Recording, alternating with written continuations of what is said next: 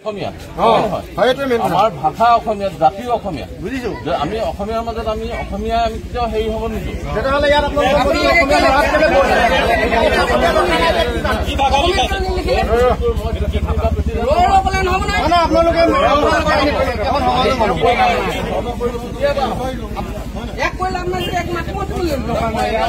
কেছটো সমাধান কৰক নহ'লে যদি আপোনালোকে সমাধান নকৰে কেছটো ডাঙৰ হৈ দিব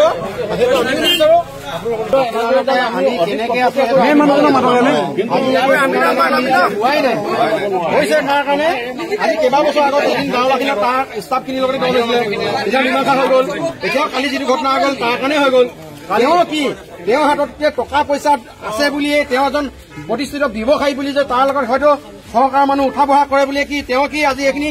ইমান কম নেকি তেওঁ যদি ইমানখিনি সহায় আছে তেওঁ সম্পূৰ্ণ ভুলখিনি স্বীকাৰ কৰিব লাগিব তেতিয়াহে আমি শান্ত থাকিম নহ'লে পৰিস্থিতি ভয়ানক হ'ব আৰু এটা কথা কৈছো তেখেতে বন্ধ মাদ্ৰাছা অবৈধ বুলি ঘোষণা কৰিছে চৰকাৰে তেওঁ এখন মাদ্ৰাছা কিয় খুলিবলৈ অনুমতি দিলে তাত তেওঁ কিয় মাদ্ৰাছা খুলিলে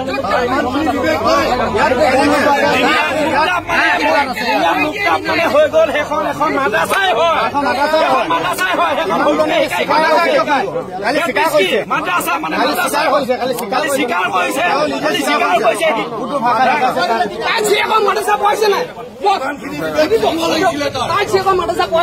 আৰু এটা কথা